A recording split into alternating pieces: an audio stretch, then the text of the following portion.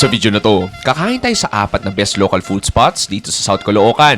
Biglang, narinig ko lang kanina eh. Sabi ko, magkano po yan? Libre. Oo nga eh. Basta meron daw sila. Pag vlogger. Abang vlogger. Mula sa pinakatanyag na karinderya na umuubos ng sandamakmak na putahe kada araw, Ito, Paps, ngayon bihira na lang yung may tapang kabayo. alamat na parisan sa kanto, Mabilis lang. After Accessible, nito, pasok ka, order ka, kain, alis ka na. paboritong tapsihan ng mga residente. Parang mas mahal pa yung special sa tricycle namin sa village. Hanggang sa isang legendary Chinese restaurant na sa sobrang sikat, di na to kailangan ng karatula. Oo, para kang binalik ng 1995, kahit yung aircon pare, o kahit yung electric fan, lalayo ko pa ba? Ready ka na ba?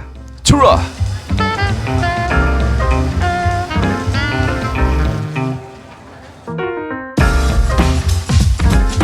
Kung nasiraan ka ng motor, panigurado, nakapagpagawa ka na dito sa South Caloocan. Border ng Manila, QC, papuntang Camanava. Isang syudad na makasaysayan, pero at the same time ay urbanized. Pero, meron ba kayong mga alam na kainan na tatak Caloocan? Sa episode na to, samahan niyo akong tuklasin ang mga importanteng kainan sa syudad na to. At simulan natin sa marahil na highest rated at top 1 turo-turo sa buong Caloocan. Welcome to Chunok's Kitchen. Ang tanong ko, kasi alam ko since 1980s pa to, para sa'yo, ano ang symbolism ng Chunoks dito sa Caloocan? Always good food. Makakasama natin si Tita Mariel na nagtaguyod ng kainang ito simula pa noong dekada 80. Ang Chunoks ay nagsimula bilang isang maliit na kainan sa bahay nila at lumaki na lumaki sa kada putahe na niluluto nila. At habang dumadami ang pagkain na sinserve nila, ay mas maraming parokyano ang dumadating sa kanilang kainan. Sabi daw naabot daw na halos 30 putahe ang pinipprepare nila kada araw. At karamihan dito ay nauubos na pagdating ng tanghali. Para sa inyo, ano yung pagkakaiba ng karinderya na to sa ibang karinderya kahit pa paano? Yun nga, sa tingin ko naman yung nami-maintain namin yung malinis na kalendarya, yung quality ng food. Ikaw, Paps, yung bata ka, pre, ano yung parang lagi mong tinitira dito na luto nyo?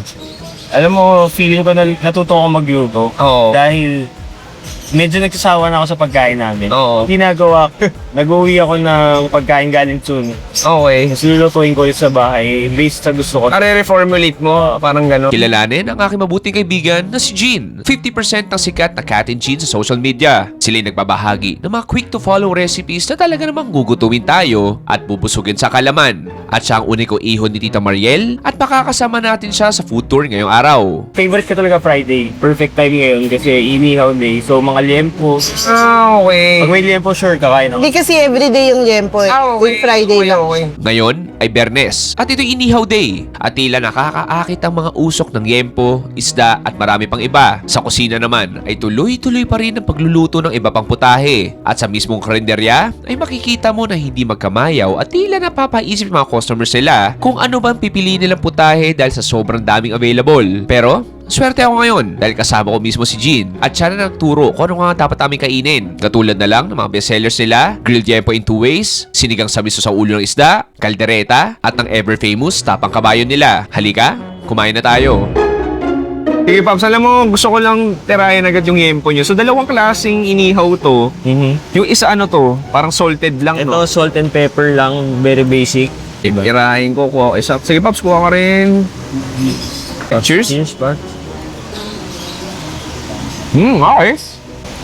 Literal, mabawang siya. Bawang, uling talaga. Pepper, andun. Puso ko konti dito. Suka. Sabaw ng konting kanin. Okay. Siyempre, taga-USC tayo. Oo. So, mga liempo sa USC, parang Hindi ba nakakalam? Parehas kaming Tomasino. Masan, Ghoste, At testingin natin, God of all nations. Mercy. Ayan. So, balik tayo sa yempo. Sige, kuha ako dito. So, medyo mataba. Okay. Parang masarap na sabay ng kanin nun. Parang mga pang estudyante na timplahan. Matamis-tamis, smoky. Yung taba nandun, yung balat, may konting nguya. Parang dinadala ka nga nung kabataan mo sa college. From yempo, try natin ibang bestseller nyo. Abang mainit pa, ano to, Paps? Sinigang ba to? Sinigang na ulo sa miso. Ano yung po. Okay. Yung miso niya parang nagsisimula. Nagbobo-buo. Okay. Hindi na mainit, Sarap. Paps. Ano yung masarap sa kanya? May buo-buo pa yung Oo. Parang yung miso, yung miso niya yung... Oo. May kakaiba. Ang cute lang din ng asim. Get lang, sa Tingnan. Oh, shoot. Oo nga. Mamsa ba to? Hindi ko rin alam. Mamsa kaya to. Sige, kuha ko dito konti. Top. Pero, ang gusto ko lang sa ulo kasi minsan yung ano, yung gelatin na Gelatin, texture ng balat. Tama. Parang nagbibigay ng extra taba. Huli na natin yung tapang kabayo. Gusto ko try yung kaldereta muna. Kuha ng may sauce. Kuha tayo konti. Kuha tayo ng konting kanin.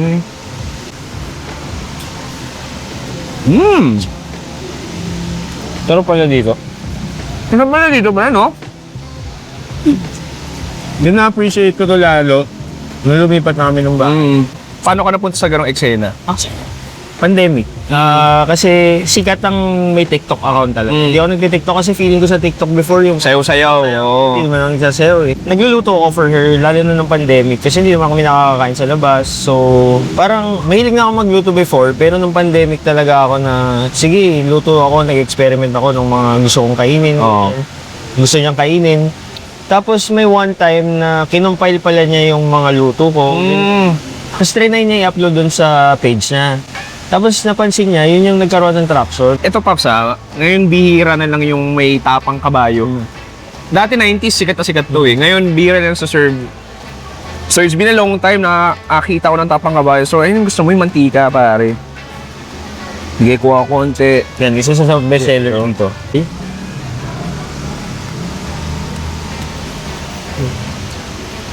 Pop, lahat ng dinalang ko ng tapang kabayo.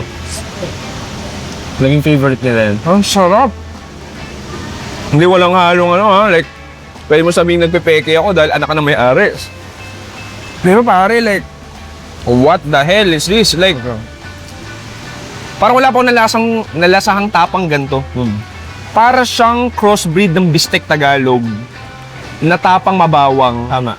Yung alat lang din, yung alat niya, parang sinusuntok ko in a good way. And then, I mean, the karne, syempre hindi naman siya yung sobrang labot katulad ng baka, may konting laban ka. Pero yun yung sarap laban ng na hinahanap Oo, mo eh. yun yung laban na hinahanap. Tsaka ano pare, ang sarap ng mantika. Oo. Parang siyang kahit yung mantika, ilagay mo lang sa puting kanin, parang, yun na yun, parang solve ka na pa. Ang mahirap sa tapa, ang mahirap sa kabayo, ang mga naririnig ko, yung maanggo na yung malansa. Ito talaga, no? Pero ito, maganda yung Kaya. prepare nila. Unang location pa lang natin to, what a way to start. Pero sabi mo, Chewy, dito sa Caloocan, may mga ilang kainan pa rin dito. Matatawag nating legendary. Am I right? Yes, Am I right? you're right. So let's go to the next food location. Karo. Churra! Churro. Diba?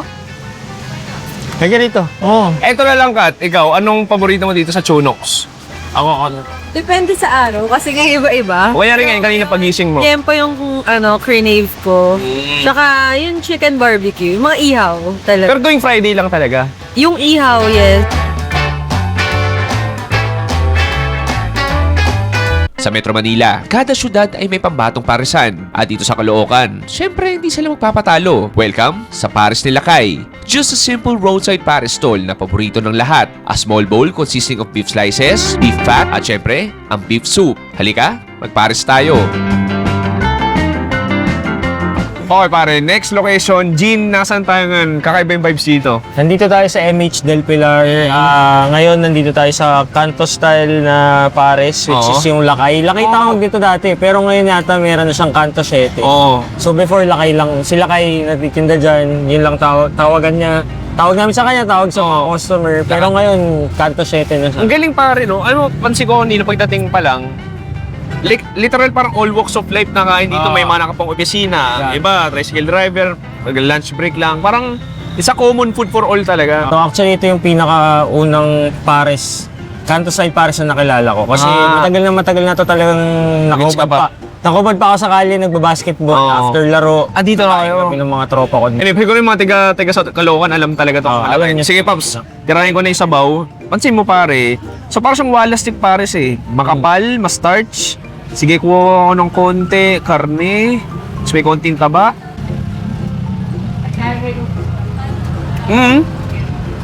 Very straightforward. Ma-pepper siya, yung beef stock nandun. Yung mga small chunks ng beef. Medyo may konting lasang usok. May konti, tama? Oo. Oo, ano? Smoky nga siya. Oo, sir. This time, timplahan ko na ng konti. Ako siguro, mukhang ano yung chili nila dito. Tagay tayo. Ako kalamansi konti. Ako chili lang nilalagay ko. Tapos this time, nagpa-add-ons ako ng siomay. Dahil binibida nila, tikman ko na rin tong siomay. First time ko matatry yan, ha? Oo, parang nag-adapt sila eh. Dati walang ganyan, eh. Tapos lagay ko sa kanin natin. Kuha tayo may kanin. Ay, parang ang sarap.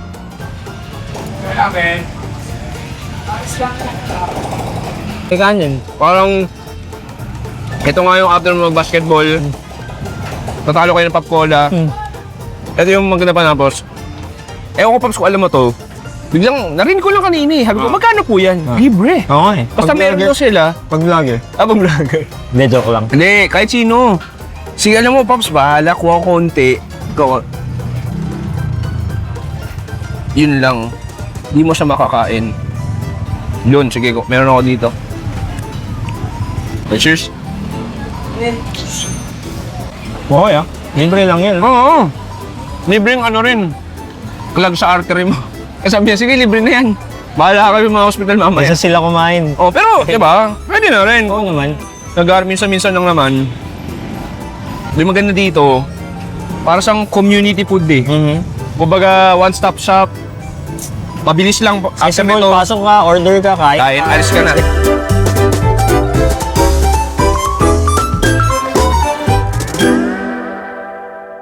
Sino ba namang tatanggi sa silog na marahil ito ang perfect food combo ng lahat ng mga Pinoy? Itlog, sinangag at ulam. At dito sa Mama Lengs ay na-perfect na nila yan. Literal, na they got it all for you. Lahat ata ng pwede isilog ay nasilog na nila. Tapa, manok, baka, name it. Kaya nila. At isa na tong institusyon dito sa Caloocan mula noon hanggang ngayon. So ako naman, ganun din, after basketball, nung bata ako, hindi pa sila dito nakapwesto. Doon pa sa malapit sa kay Lakay. Doon sa hilera na yun, doon pa sila nakapwesto. Kasi comfort food talaga yung top silog for us eh. Tsaka ano, Brad, yung vibes niya, bahay lang talaga. Tsaka, kung titignan mo yung presyo, ito masasabi mo, hindi masakit sa bulsa. Panalo. Tsaka magkano ba? 76. 66 pesos, Diyos ko. Wow. Parang mas mahal pa yung ano, special sa tricycle namin sa ano, village. Sige, tignan mo lang itong sabaw natin. Tignan natin kung ano. Yeah. Cheers. Cheers. Sarap to. Okay. It's a good sinigang soup. Yeah. Ano, try natin tong ikaw. Cheers. Sige, kuha ng konting tapa.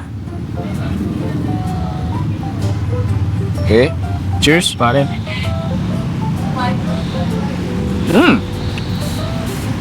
Okay. Good. Ang ano niya, medyo sticky siya. Mag-garlic din, maganda yung tamis. Pagkain dito. Foreign pang students. Oo. Pero syempre, pag tumanda ka, hanapin mo pa. Oy, try natin to. Ito naman, parang bago lang to, chicken barbecue. Cheers. Cheers. Captain, ah. Malambot yung manok niya. Oo. Smoky din. Parang papuntang isang fast food na nagbebenta ng chicken inasal. Parang papunta na. Saka nakakano dito yung pressure rin talaga. Like, sabi ko siya, minsan, usually isang dish ngayon sa Pilipinas, ito, 100 piso. Pero ito, like, magkano ba? Less than 100. Pag-garlic ka na. Ito talaga yung all-time favorite ko. Sige, kuha ako. Chicken wings. Mahilig kasi ako sa wing part. Yung mga Okay. ninangata mo. Cheers. Parang ito, yung fried chicken sa birthday ng kaklase mong mayaman. Ganun na nga. Yung pag hindi sila ng Jollibee, Ito, homemade nila yung chicken. homemade. Kalas, try natin may itong beef belly naman. Patrong samgyupsal. Kaya lang Ay, random lang, feel ko ketchup to. Lagyan ko na rin konti. Medyo may nguya siya, may laban siya. Pero, basically lasang samgyupsal lang din naman.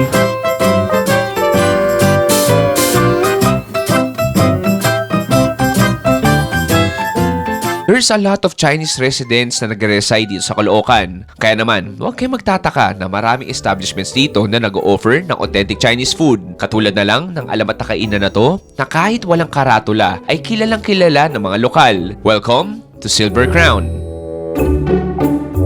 Okay, last location natin, ibang klase yung action pare. Isipin mo, 2:00 ng tanghali ngayon, pero jam pack pa rin. Jin, anong ganap dito? Saan mo dinala? So, nandito tayo sa Samson Road. Okay. Tawag dito is Silver Crown Restaurant. Okay. Sobrang tagal na nitong Chinese style na Oo. pagkain kasi nagsiserve sila hindi Chinese pero biya. Oo. I mean, konti sa menu pero ang panalo dito is yung affordability. Okay. Tsaka yung dami ng pagpipilian mo. Oh, Pops, alam mo, visually pa lang, alam mo, parang very no frills eh. Like kahit yung kulay ng tiles. Totoo. Para kang binalik ng 1995, kahit yung aircon pare, o kahit yung electric fan, lalayo ko pa ba? Ibang klase. So, alam mo sabi, Stainless na plato. exactly, stainless sa plato. Kaya sabi nga nila, pag ganun yung vibes, it's a good sign. Yes. Alam mo, sige. Ito talaga yung all-time favorite namin combination. Sige, ako. Rice and camaron rebus. Really na ako yung chow. Ito fried rice. Pati yung paggalaw ng lamesa na yan. Oh, dami. classic yan. Classic yan. Ito yung camaron, Relliano to? Rellenado. Rellinado. Sure, akala mo parang bitute sa Pampanga. Sausaw ko din sa parang sauce nila. Cheers! Ah, Nakita mo yung hipon. pero pare, marami ko na nakainan sa Chinese restaurant sa Manila, Pilipinas. Unang best kumakain ng ganito. Ang galing, ang jump pack. Grabe. Ang Siksik siksik. talaga. If merong definition yung meaty. Totoo. Marahil ito na yun. Yung hipon, yun na yun eh. Oo. Pero yung pinakamalasa dito, yung giniling. Parang siyang bola-bola na malat-alat. And then, ang sarap din ng batter sa labas na parang pumuputok-putok sa lutong. Tapos bagay yung sauce. Yung sweet and sour. Parang hindi-deserve yung sauce. Di ko man parang Parang sweet sour. sauce eh. No? Parang more on sweet siya, pero may pagka-sour din Oo, ako. parang may vinegar na di mo masabi. Pero sarap ng lutong. Pero bagay na bagay siya dun sa Oo. karon. Saka simpleng fried rice. Tukal na to? 55 pesos. 55 Baka hindi pesos namin, pare. baka nga hindi namin maubos si Joey ito. Next, try natin ito pancet. Ito, mura lang din to. Para 80 pesos. O 60 nga ba? Di ko Maganda alam. dito yung ibang menu items kasi dalawa yung price. May maliit na serving. Oo. Kung mag-isa ka lang, dalawa kayo. Hindi mo kailangang order ng madami. Ang marami. Cheers, Pops. Galing. Wet na wet. Saka may walking. Oo, may walkie. Sobrang moist niya. Up top. Parang ano, Brad, no? Ito yung kainan na ano. Kaya after magsimba. Sabi mo kanina ba, graduation. Graduation, birthday, baptism, kasal. Dami nag-celebrate dito. Last, try na, ito yung buttered chicken. Diba? Kaka-chicken lang natin, pero magsasawa pa tayo.